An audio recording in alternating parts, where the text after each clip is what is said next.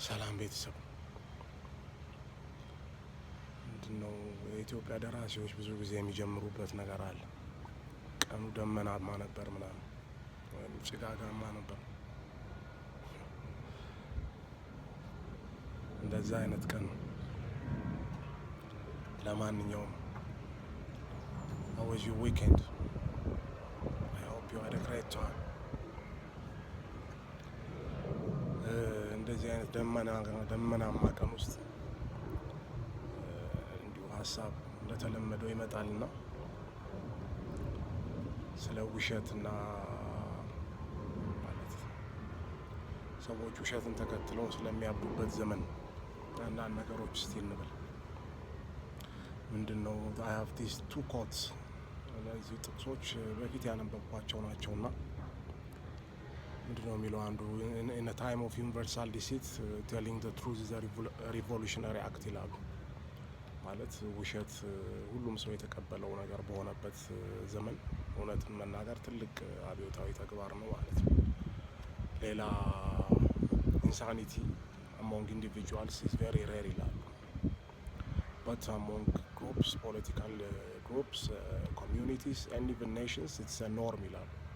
ማለት እብደት በግለሰቦች ዘንድ በጣም አልፎ አልፎ የሚከሰት ነገር ነው። ነገር ግን በተለያዩ ቡድኖች፣ ማህበረሰቦች እና አንዳንዴ ህዝቦች መሀልም ህዝቦች ውስጥም በጣም የተለመደ ተራ ነገር ነው ለማለት ነው። እና ይህንን ስላችሁ ምንድን ነው አንዳንዴ በቃ የሆኑ ተራ ውሸቶችን ሰዎች በብዛት ስላመኑት ብቻ እውነት ነው ብሎ ሁሉም ሰው የሚያብድበት ዘመን አለ ነው። እና በዛን ጊዜ ሰዎችን ተሳስታችኋል፣ በተለይ ደግሞ ጉልበተኞቹን ወይም ስልጣን ላይ ያሉ ሰዎችን ተሳስታችኋል፣ አጥፍታችኋል ብሎ መናገር በጣም ከባድ ዋጋ የሚያስከፍል ተግባር እና ወቅት አለ ለማለት ነው። ሰዎች በቡድን የሚያብዱበት፣ በብሔር ተደራጅተው የሚያብዱበት፣ እንደ ህዝብም የሚያብዱበት ዘመን አለ። እንደ ናዚ ጀርመኒ አይነት ወቅት ማለት ነው። ወይንም ደግሞ ሪሰንት ኬዝ እና ሩዋንዳ ቱትሲ ወቅቱን ስታስቡት ሰዎች ዝም ብለው በደመ ነፍስ ተደራጅተው አንዱን ያጠፉበት ወቅት ነው። በእኛም ሀገር እንደዛው ቀይ ሽብር ጀምራችሁ ብዙ ነገሮችን ሪሰንት ጦርነቶችን ስታዩ ሰዎች ወር ኢንሳይን ወይንም you can say that is insanity በኋላ ምክንያቱም how senseless it was ራሳቸው ሲመሰክሩት ስለምትሰሙ ማለት ነው። እና በእንደዚህ አይነት ወቅቶች ውስጥ እውነትን መናገር በጣም አደገኛ ነው። ግን ትክክለኛው ነገር ያ የልጁ ነገር ነው ማለት ንጉሱ አበዳሉና ያው አንዳንዴ ስልጣን ያሳብዳል። ማን ናቸው? በጅሮን ተክለሐዋርያት ናቸው የታሪክ ጸሐፊው።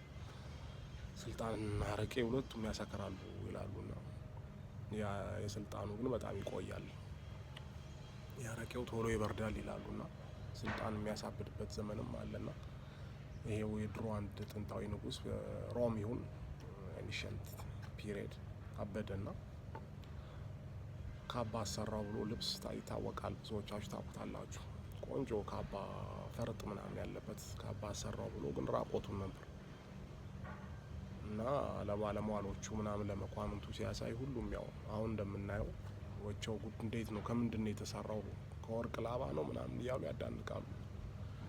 ጭራሽ ይሄንማ ህዝቡ ማየት አለበት ምናምን አሉና ወጣ ንጉሱ መድረክ ላይና ህዝቡም ተሰብስቦ ወይ ጉድ ምናምን ይላሉ። በቃ ምን አይነት ድንቅ ካባን ያሰሩት ንጉሱ እየተባለ በቃ በአድናቆት ሆነ። መጨረሻ ላይ አንድ ህጻን ልጅ ግን አይቶ ምንድነው የምታወሩት?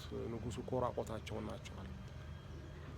then he spoke the truth እና ሰው አንዳንዶቹ ፈርተው ነው ለካና እውነቱን እኮ ነው ራቆታቸውን ናቸው ተብሎ መጨረሻ ላይ ወል ሰውየውን አሳከሙት ወይ የሆነ ነገር እና አንዳንዴ እንደዚህ ሁሉም ሰው when telling lies is a universal እንትን ምንድነው ኖርም ሲሆን speaking the truth will become revolutionary እውነትን መናገር አብዮታዊ አክት ይሆናል ማለት ነው።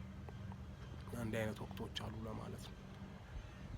እና ምንድነው መፍትሄው ብላችሁ ስታስቡ ያው ተራ በተራ መታከም ነው፣ ራስን መዳን።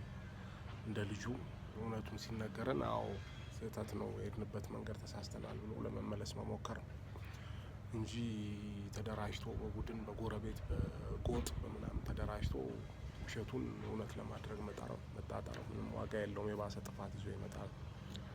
አንዳንዴ አይ ሃቭ ዲስ ፋኒ ቶትስ የሚያስቁ ሀሳቦች ይመጡባቸዋል እና ከሰዎች ጋር በሪዝን መግባባት ካልቻላችሁ በምንድን ነው የምትግባቡት? ያው የሚመርጡት በተለይ ጉልበተኞች በዱላ ነው።